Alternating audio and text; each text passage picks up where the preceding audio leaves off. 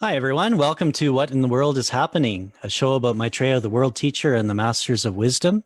We broadcast live every Saturday on Facebook Live and Zoom. So we're happy you could join us. This is information we love to talk about. It rings true for us, and we hope you can spend a little bit of time with us to consider the information we're sharing with an open heart and mind. If it rings true for you, great. We invite you to share with others. It's information that belongs to everyone. You can also, we invite you to do a little research, additional research if you like. Our chat lines and comments are open as well. If you have any questions while we're presenting, we'll try and answer those questions as well. So my name is Tim Bootskas. I'm broadcasting from Edmonton, Alberta, Canada. And with me is Sabina Qureshi from Edmonton, Alberta, Canada also. Hi, Sabina. Hi, Tim, and hi, everybody, and thank you for being here. And we're glad to have you back if you've been here before, and if this is your first time, welcome, and we hope you enjoy the show. Yeah, and we have our technical wizard, John, with us as well, who can help with comments and chats as well. And we also do at the end of every show live meditation. So please join us for that too. It's a very powerful way to help the world called transmission meditation. So we hope you And can also to participate help with us. yourself, right? Also to help Absolutely. yourself, yeah. And yeah, well, and today's topic, Sabina. Right, so today we're going to talk about the information we like to share about who are the Masters of Wisdom, why are they coming into the modern world now, stepping forward, who is Maitreya, and what does this really signify for all of us in terms of our lives and the great movements we see across the world right now in terms of people, power, political changes. What is all of this about? What's happening right now? We want to put that into context. And we start by talking about the Ageless Wisdom teachings. It's a body of teachings which underlie all of the world's religions. It's a very fundamental teaching about the nature of man, who we are, where we came from, our relationship to the cosmos. And you will see that these teachings are there in all of the world's religions, though presented in different forms. However, they were made accessible in an updated form or a modernized way, starting in the 19th century through Helena Blavatsky, later Alice Bailey, Helena Roerich, and most recently Benjamin Creme. And these four people are all disciples of the Masters of Wisdom, and the teaching that they were giving forth or revealing through their publications. These teachings, as I've said, that we call them Ageless Wisdom teachings, but in their updated form, they're much more precise, perhaps more detailed, and they're really suited to the kinds of minds that we now have. That is to say that humanity has been evolving all through the ages, and we have an ability now to understand things at a level of sophistication that we didn't, say, 2,000 years ago, or even at the time of Muhammad. So really, it's an updated version of these teachings. And Tim, tell us a little bit about Benjamin Creme. So we focus quite a bit on Benjamin Creme's writings. He taught what's called the emergence phase of the Ageless Wisdom, with a lot of emphasis on Maitreya, the world teacher, who is now in the world to help humanity at this change of ages. And so a lot of his writings, as you say, very accessible, very easy to understand, very applicable and pertinent at this time, explains a lot about what we're facing right now and the changes, our nature as divine beings and incarnation, and our evolutionary journey as well. Benjamin Creme lectured around the world for over 40 years. This was all completely voluntary. He never earned a penny doing this work. He gave worldwide public lectures, radio and TV interviews. He wrote 17 books, translated into many languages. He brought transmission meditation to the world as well, and basically inspired countless people around the world with this information. He was contacted telepathically by a master of wisdom to do this. And the telepathy is different than what you would think of as channeling. It's a much more direct and accurate form of communication. And the person who is contacted telepathically maintains his or her conscious awareness. That is, he or she stays awake and conscious all the time. Whereas with channeling, the person is unconscious. That is, they won't have any memory of what has transpired, of what they may have received as a message or transmitted as a message. So a telepathic contact, it's much more like what we would consider a conversation, between ourselves, as we do using our voices, except no voice is used, and it's mental. But who are the masters of wisdom? These are people like ourselves, but they're further along the evolutionary path. And here we're talking about the evolution of consciousness, not of our physical bodies. Though in the process of this evolution of consciousness, our physical bodies do change. And that to me is fascinating, because what it tells us is that the physical is also spiritual. That is to say, there's no separation. It's not one or the other. So what we've been learning, reading Benjamin Krem's books and also the books of the other people we mentioned, is that as you grow in consciousness, as you become more aware, as you gain understanding, the physical atoms of your body actually change and become lighter, and they actually change into light, into photons, subatomic particles. And that sounds almost preposterous. You think, how can that be? And yet this is what the Ageless Wisdom teachings tell us.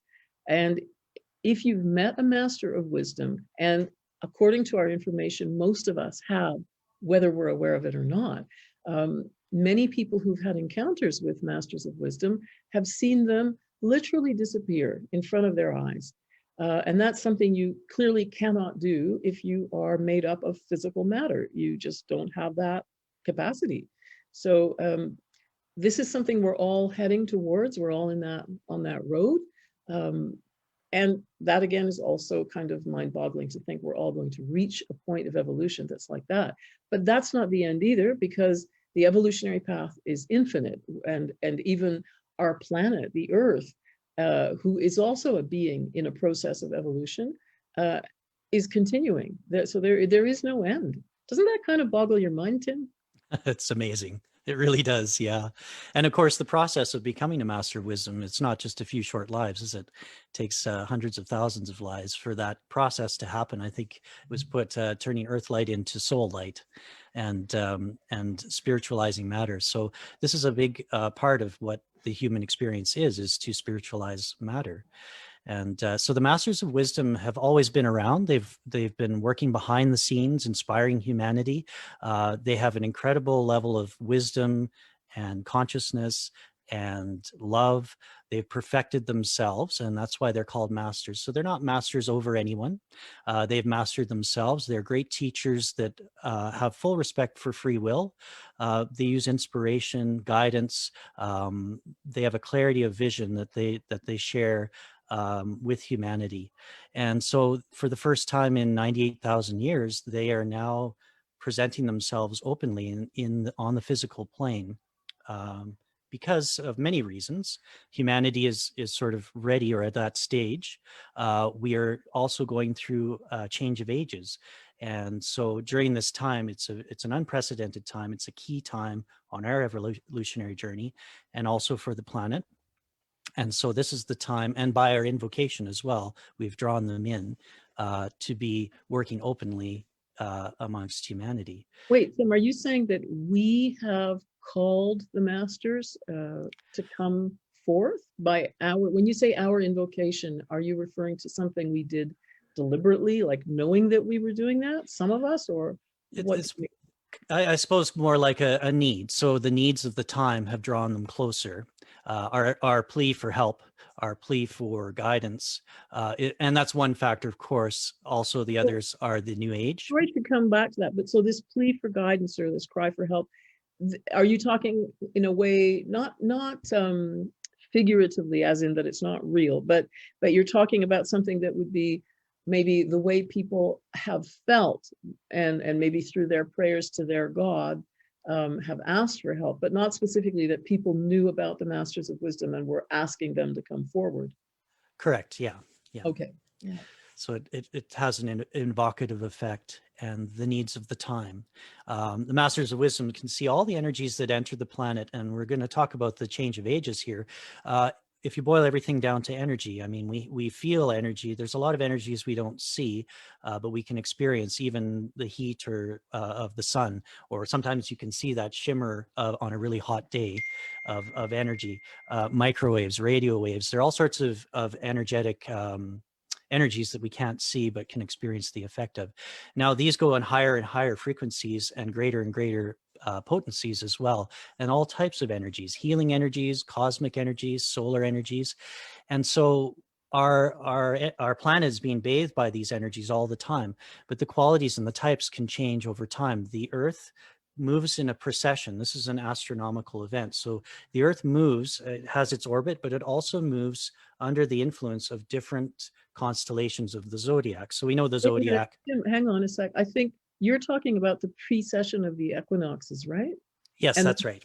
it's actually the entire solar system that goes through this rotation, a very giant rotation that takes about Right. 26,000 years, right, to complete one cycle of that. Yeah, so it's a very long process. So each age, and thank you, Sabina, each age is a few thousand years under the influence of a different constellation in the zodiac. So And that influence that you're talking about is because we're physically in a different position, like we're actually yeah, moving into a different spatial position that puts us in a spatial relationship and an energetic relationship with a different constellation every 2000 some years, right? Something like that. correct. Yeah. And Yeah. during that time, those energies that bathe the planet from that constellation affect every system, everything that how we approach life, our political, economic, all of our structures that we build are built on under the influence of those energies. And so masters of wisdom are aware of these energies, and they help to guide them, transmit them through to the planet, to humanity as well. And so as we're moving out of the old system of Pisces and moving into the one of Aquarius, we're at that transitional stage. And so when we look in the world right now, we can see all sorts of things that are under transition that are no longer working anymore. And this is a large reason for that, is because the new energies that are coming in are affecting us, and we're growing, we're changing into a new set of structures. And So isn't it true that that I think Benjamin Graham said that what was it around the year 2008, something like that, that the energies of Pisces and the energies of Aquarius were more or less equal in quantity in the earth or flooding the earth at that moment, and that since then there's less Piscean energy because it keeps receding and the absolutely. energies of Aquarius keep increasing.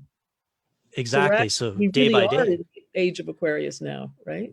we are, yeah. And day by day, that energy is increasing. And so, yeah, like we said, these are long periods. So here on the slide, it says the new energies of Aquarius has started coming in 1675.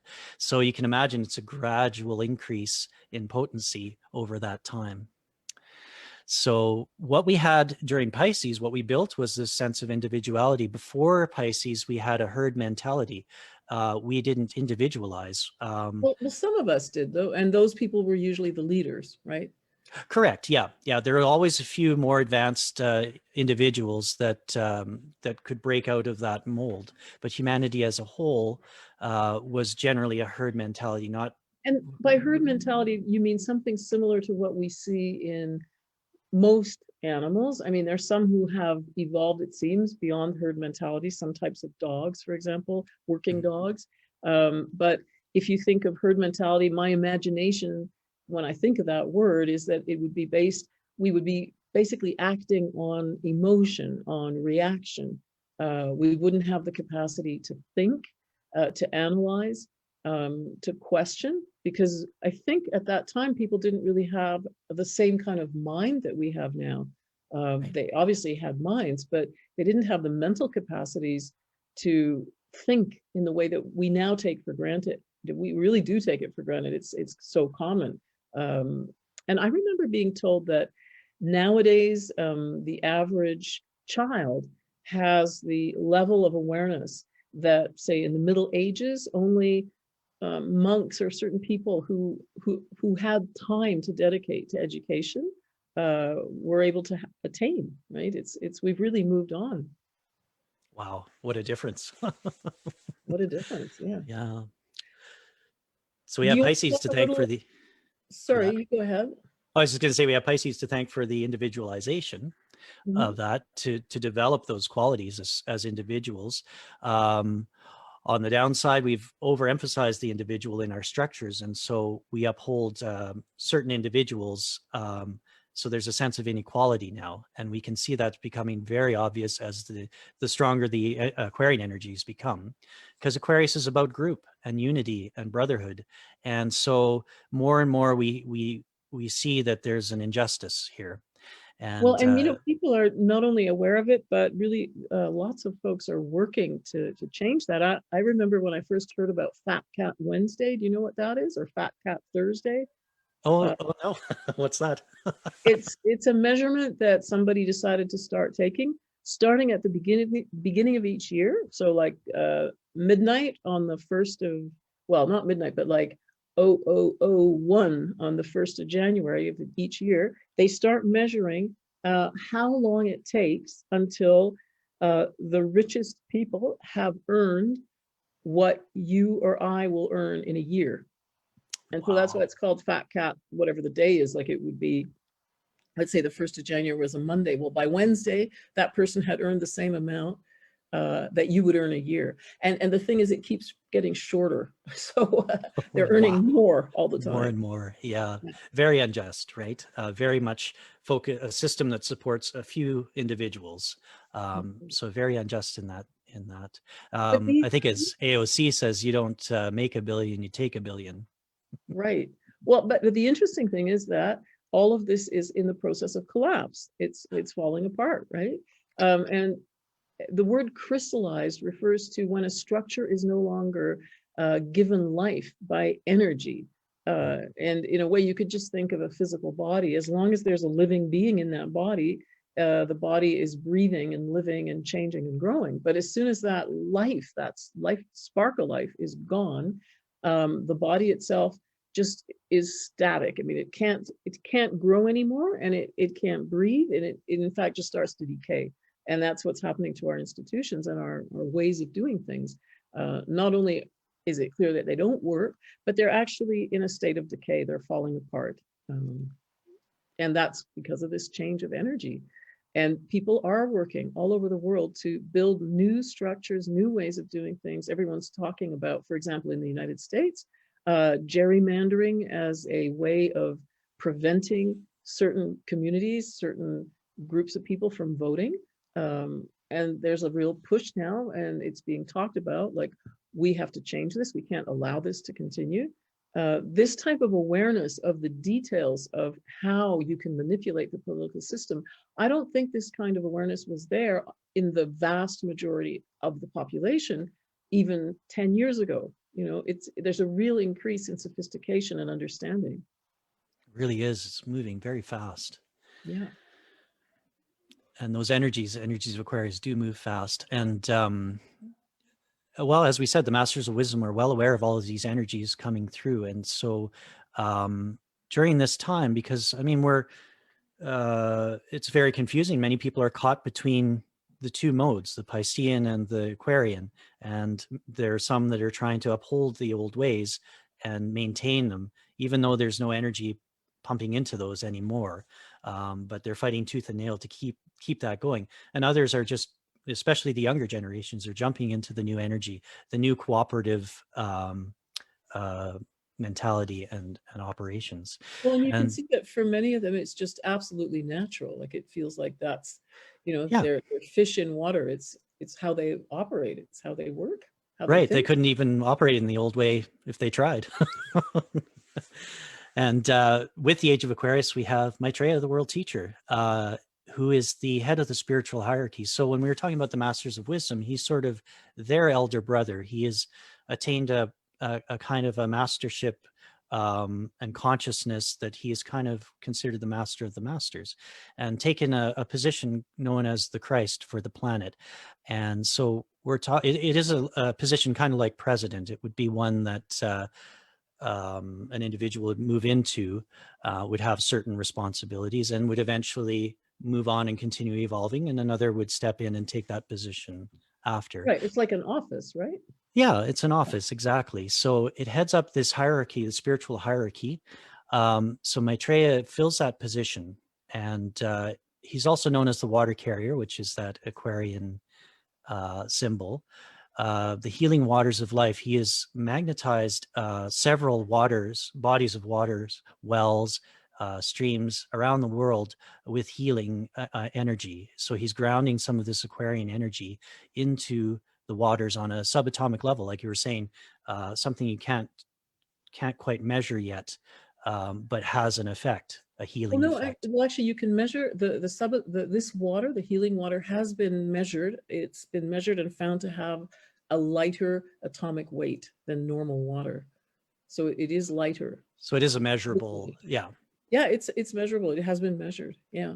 And I just wanted to mention the word hierarchy, because very often people kind of get bogged down there thinking that, oh, wait, is someone the boss of someone else? Because, well, in our world, that's what it means. You know, if you work in a company or any institution and there's a hierarchy, it means that somebody at a higher level tells those at a lower level what to do, gives them guidance, that type of thing, and has more power.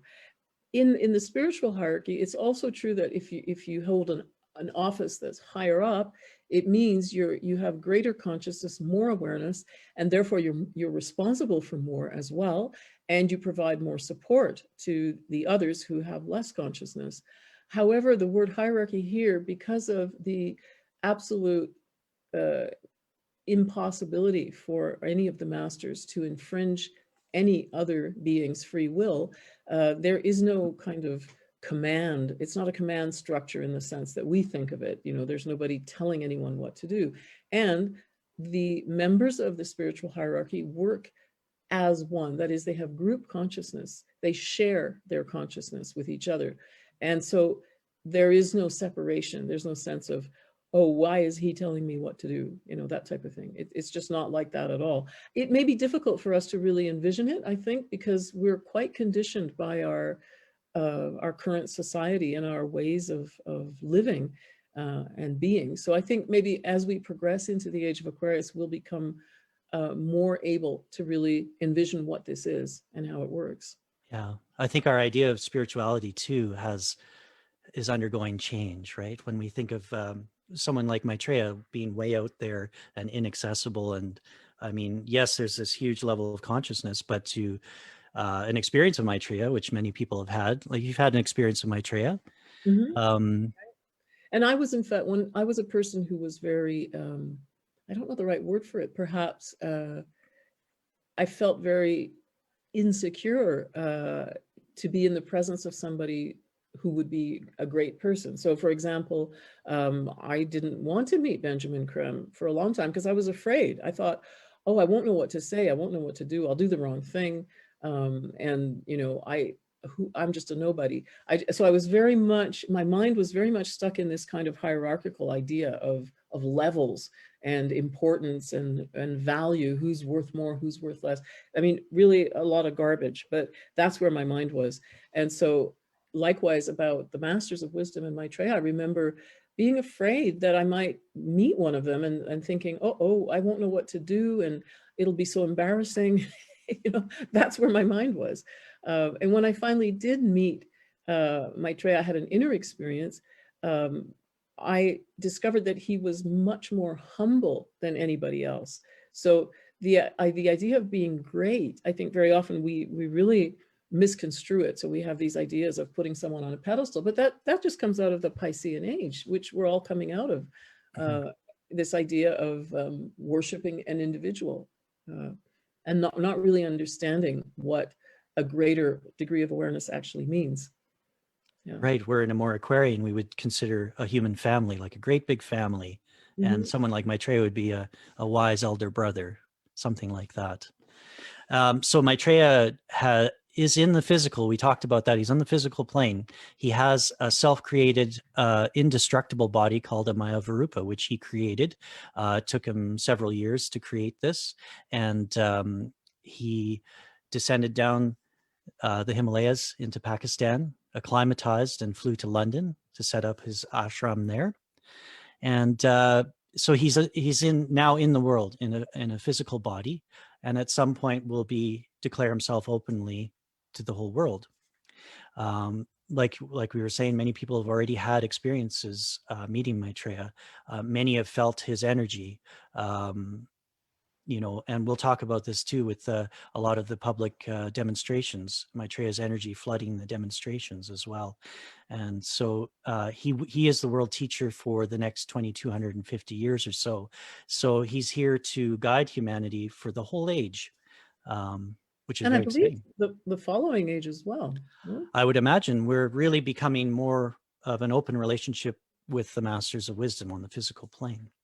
And you know what I have been told is that pretty much everybody has had an experience of meeting a master, but they may not be aware of it.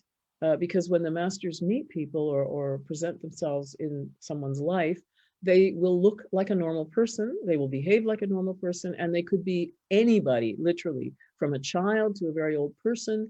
It could be the person busking on the street corner, the young guy with the dreadlocks. It could be a lady doing her shopping. It could be anybody. And the situations we've read about these in the Share magazine, where people have written in and said, well, I had this experience and I've been reading your magazine and I was wondering, could you tell me who was that person I met? And then Benjamin Creme would ask his master, who would confirm, yes, that was in fact one of the masters. So that's what we're told, is that it's a much more common event and occurrence than people think. It's not just some little group who has these experiences. It's really, really widespread. The interesting thing is that very often you may have an experience that you don't remember. It's not in your conscious memory, and something might trigger you to suddenly remember it. That's kind of interesting too. It is, yeah. Yeah. But let's talk some more about Maitreya and his priorities, because he's not the conventional type of religious leader you might expect. In fact, he himself doesn't want to be known as a religious teacher. He doesn't come to start a religion. He says, if you're happy in your current practice, continue it by all means. His purpose is not to displace any religion or any spiritual practice, but rather he's here as a teacher for everybody, to teach the art of self-realization and to help us remember who we really are. And that will lead to us recognizing that we need to take care of each other and attend to each other's needs, treat each other as family, as you were saying, Tim. And more people are doing that. They are responding to that quality, that inner experience, and demanding these rights. They're also enshrined in the UN Declaration of Human Rights, the very basic needs that we all share: food, water, housing, education, healthcare. These are so fundamental, you really cannot function without them. And the fact that our systems condemn millions of people to live, or to not really even live, just to barely hang on without these very basic elements, it's criminal. And Maitreya himself has said that this is a crime. It's a crime against humanity. And I believe we're going to come to that recognition ourselves. It's going to be something that we'll more and more focus on and then rectify. Really, that's what's needed. It's true. As the more we recognize our essential oneness, the more these priorities are very high on Maitreya's list, very essential.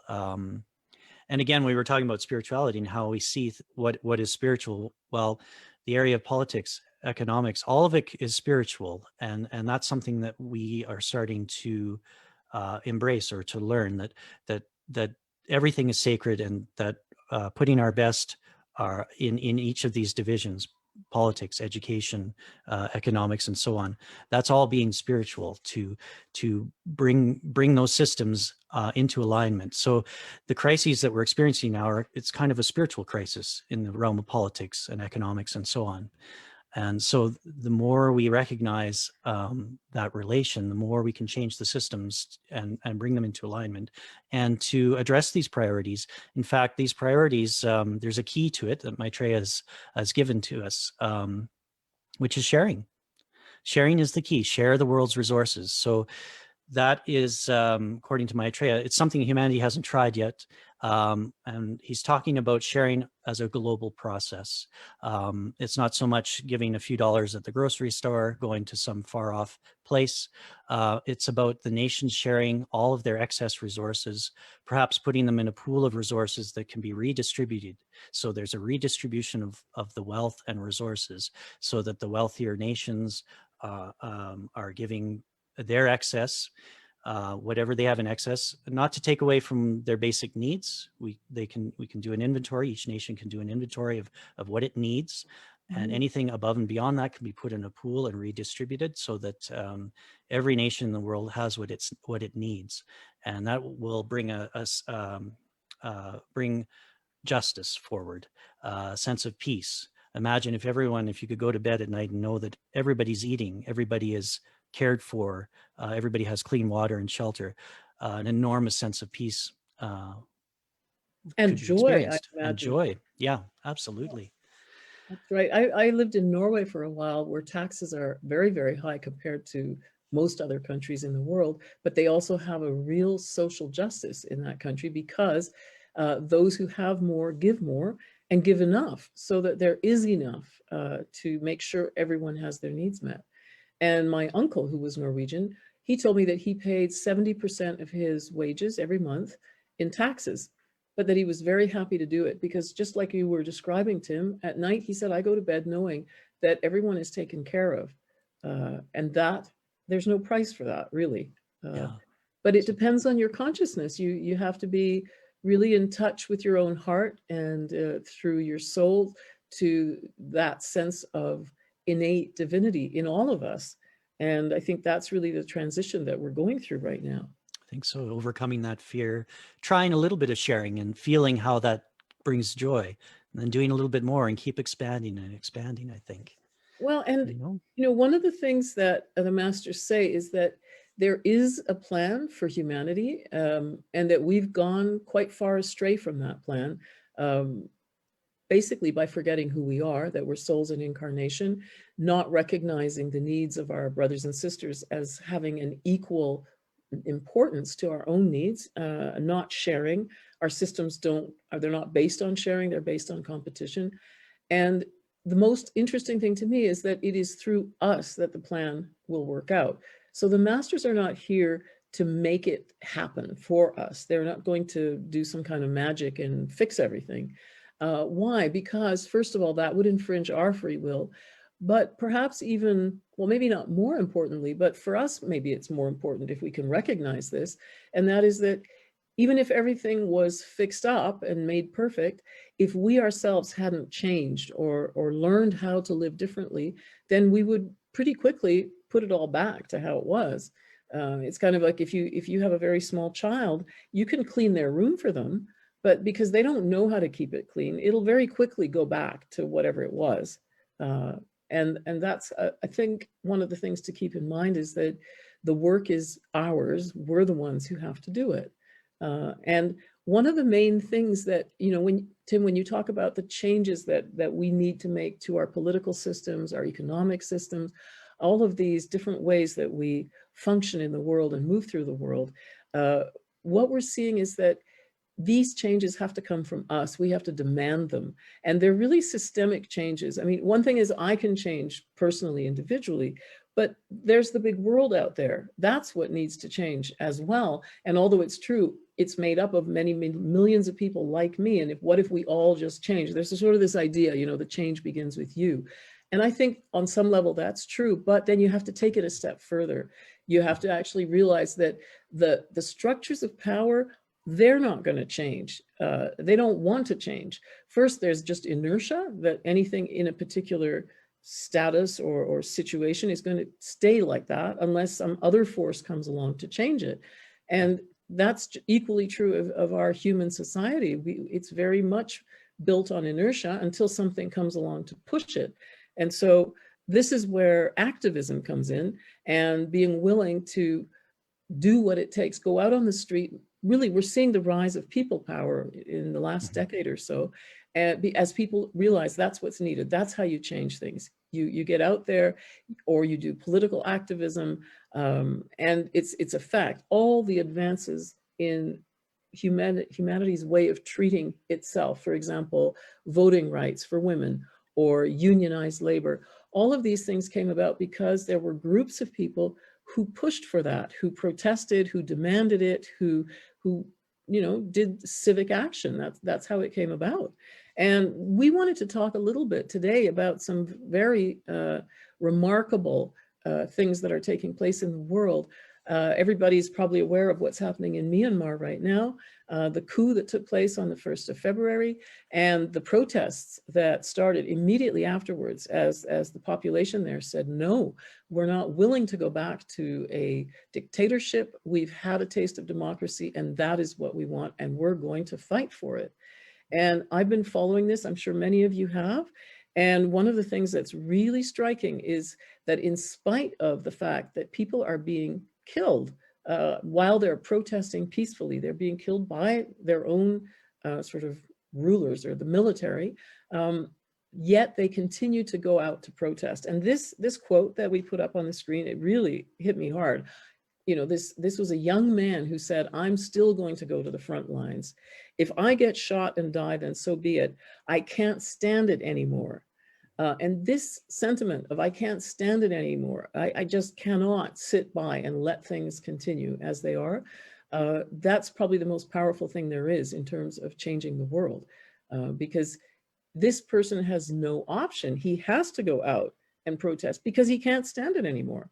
He can't put up with it. I remember that when the protests in Thailand started last year, mostly by young people, university students, and then even younger people, high school students. And they were saying something very similar. They were saying, we have no future if we don't fight for this. If we just let things go on the way they are, we don't see a future for ourselves. And it's the same with the climate crisis, that sense of we don't have a future, especially the younger generations. They're seeing the timeline. It's a mix too, isn't it? Like you said, a taste of freedom, of a different future, a taste of justice is so compelling. And at the same time, the alternate, which is no future, no alternative, is driving these movements and creating change. And we wanted to share a little bit from, this is a compilation. I think John's put it in the chat, or he will. There's a compilation on courage and fearlessness in Share International Magazine. And we found this from A World in Change. It's one of the articles that Benjamin Krem's master wrote. And he said, when men understand the necessity of change, then will they gladly accept that which frightens them today. Understanding and courage go hand in hand.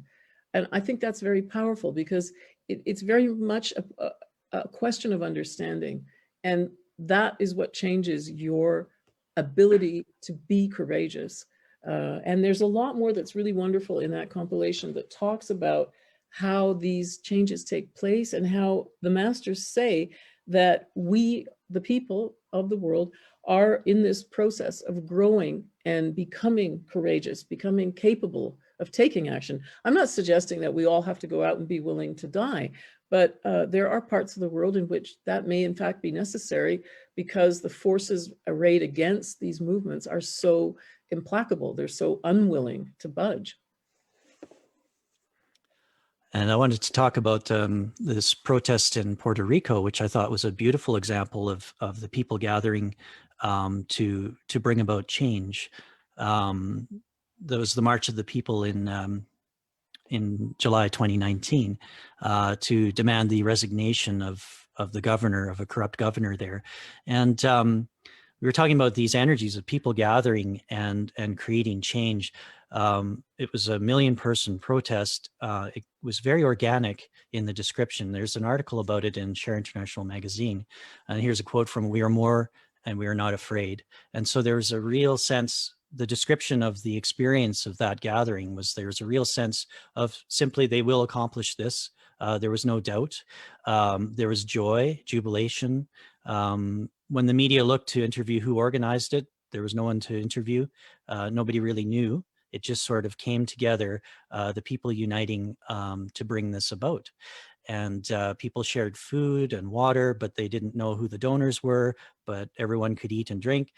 People would share coats. There was a real sense of brotherhood and just a spontaneous, unified experience. And so the energies we're talking about as well, I feel anyways, were helping to stimulate and to um, um, anchor within the people as they gathered these experiences. I think as people gather for protests, many do experience this sense, not just that, oh, we're doing something new, but the sense of justice, also the sense of moving together towards something new. So a sense of unity, right? Yeah, and And I think they're connected. experiencing some of these new energies that are coming forward, the Aquarian energies of equilibrium, of synthesis, and so on, and And love, very often Maitreya's love. Maitreya's own energies as well, you know? I think there's often that. There's a sense of joy as you Yeah, were. Yeah. yeah, and And so there's it's another quote that you wanted us to have up here. You want to read that one?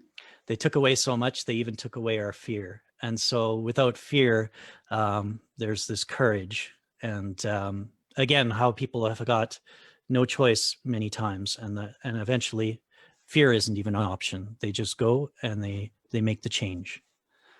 I'd like to read another quote from Benjamin Cram's master. It's from a message, or an article rather, called "The People's Voice Heralds the Future." And he said, "The people, clear-eyed and unafraid, have looked into the future and have seen the possibility of the fulfillment of their aspirations for a just and peaceful world. They know that this will not happen by itself, but that they must, together with their brothers and sisters, take the power of fulfillment into their own hands. They know too that the way may be hard and dangerous, but that the prize is too precious for them to fail. For it is the prize of brotherhood, of justice and peace, and a better, simpler, and truer life for all. They know that no sacrifice is too great for this achievement and are willing to die in its name. Thus will the people of the world inherit the birthright of freedom and justice that is their due.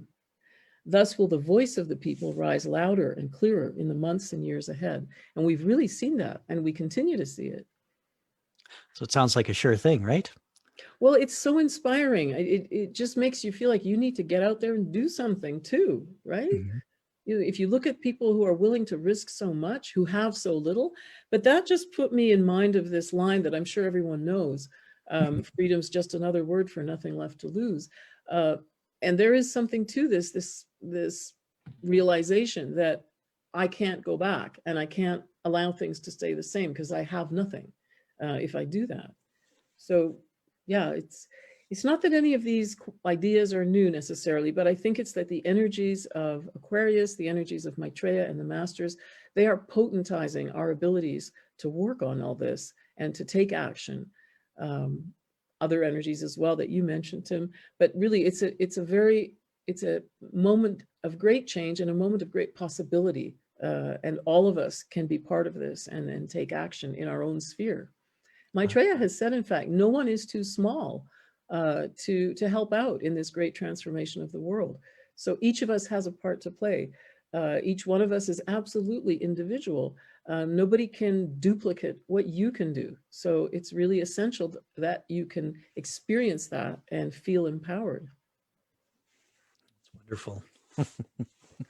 So we wanted to play a little video here too, right? That's right. Just a summary of what we were talking about Maitreya. Right. Shall I just press play, or did you want to introduce it in any way? Oh, I think we can just press play. It's a good summary. Yeah.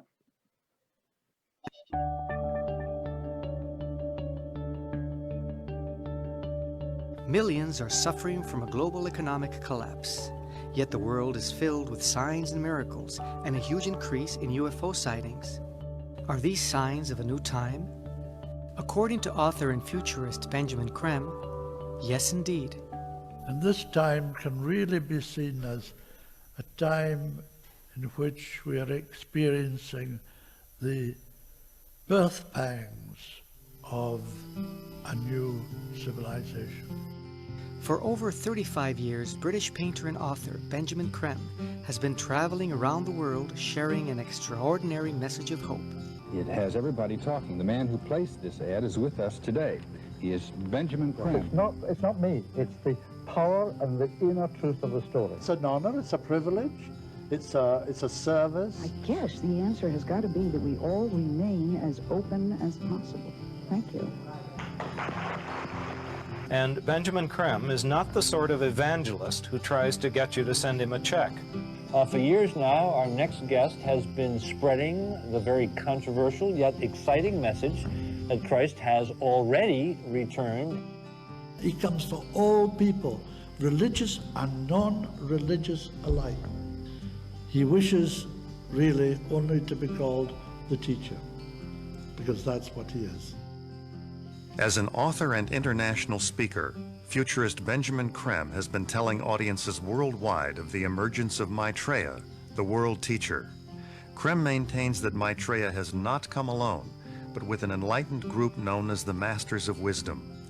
Together they will help humanity solve its most enduring problems. Maitreya. What does that, the Maitreya or Maitreya? It's Maitreya. It's a personal name. It's a personal You're name. Dennis, I'm Benjamin. Okay. So the personal name of the great being who holds the office on this planet of the world teacher is Maitreya. This is not your average religious leader. Absolutely not. And he says, I have not come to found a new religion. People should continue to evolve within the framework of their own tradition, whatever it happens to be. I have come, he said, to teach humanity the art of self-realization. He says, when you share, you recognize God in your brother.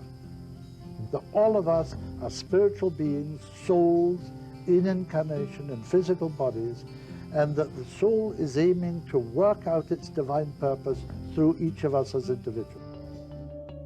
Every passing day reveals new events confirming wonderful changes taking place worldwide. We invite you to be in constant awareness of all the latest news by visiting the Share International website at www.share-international.org. This is indeed a unique time in the whole history of the world.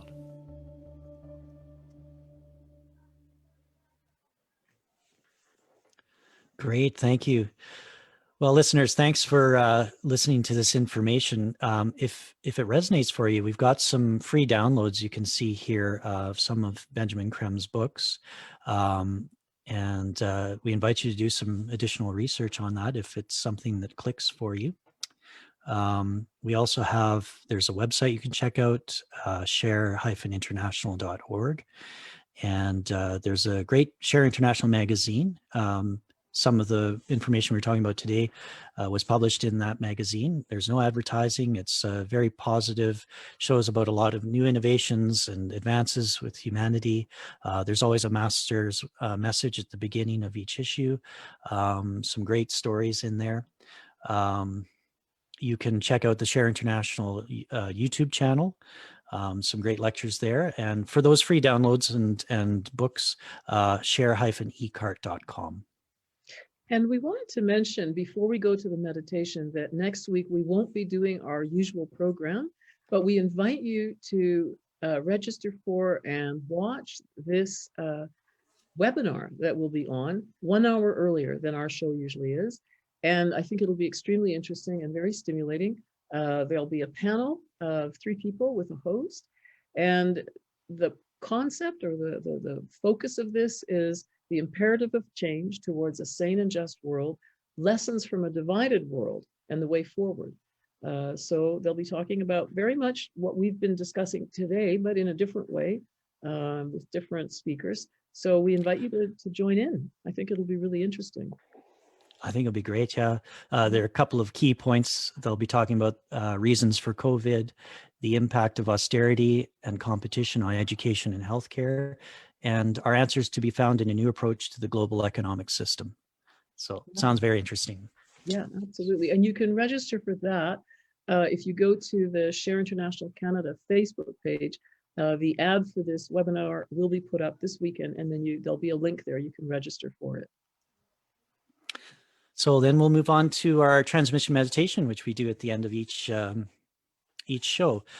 So what is transmission meditation? Well, we've been talking about all these energies flooding the planet, the healing energies and solar energies, cosmic energies. So a lot of these are very powerful, potent energies. And what transmission meditation does is it allows you to take part in grounding some of these energies, stepping them down so that they're usable. Because a lot of them in their raw form bounce off the backs of most people, of humanity, because it's just too powerful. So what transmission meditation does is it allows you to turn that energy into something usable. It steps it down like a transformer, electrical transformer transforms the electrical current down to like a plug that you could use. And so there are groups around the world doing transmission meditation all the time. It's a great way to help the world, to bring these energies forward. It's an opportunity to work directly with the Masters of Wisdom. So it's a very safe meditation. The Masters of Wisdom direct the energy. You don't have to send it anywhere yourself. They know exactly how much and what types of energies and where to send them. So they take care of that. For you, it's simple enough. You simply sit comfortably. You keep your attention up here between the eyebrows at what's called the Ajna Center, and you transmit the energies.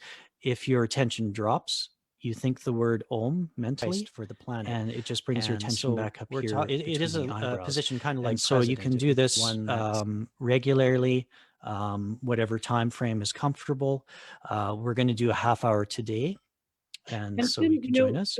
When you say you transmit the energies, I guess I'd like to say that, or they're yeah, I've never felt I'm transmitting energies. I've felt more that I'm just being receptive. I'm holding my attention here, and whatever's happening with the energies, as you said earlier, I'm not the one doing it. Right. I'm just being a channel for the energies to flow through, really. So you don't have to think about transmitting anything. Just keep your attention at the Ajna Center. And just before we go ahead with that, there's a question from Mike Nolly, one of our participants today. And he said, why has Maitreya's individual voice appeared to be relatively muted in comparison with the variety of people power movements around the world? Well, the first thing that I can think of to say in response to that is simply that Maitreya, like all the masters, he cannot and does not want to infringe on our free will. So he, right now, the moment has not come yet for him to step forward publicly. Why? That moment will come when we, that is humanity, call for him to step forward. We have to ask him to step forward. And the world's media, as a kind of representative of humanity, I mean, really the media are us talking to ourselves. That's what they are. When the media transmits really that petition on the part of the people, like when enough people are saying, we want this person to step forward, then he can do it, then he'll be able to do it, and then he can speak in his own voice. And that's something called the Day of Declaration, which we didn't talk about this week. We often do on our program, but essentially in a nutshell, at that point, Maitreya will be able to announce himself publicly over the networks, TV networks of the world, which will link up to provide a platform for him to speak from. And he'll speak to all of us telepathically. You may watch him on TV, but you'll see that his mouth doesn't move, but you'll hear his voice in your mind, in your own language. And he will speak to us for a certain period of time in which many people will experience spontaneous healings. We will feel his love as though he's embracing us. It'll be a very powerful experience, something that nobody will ever forget.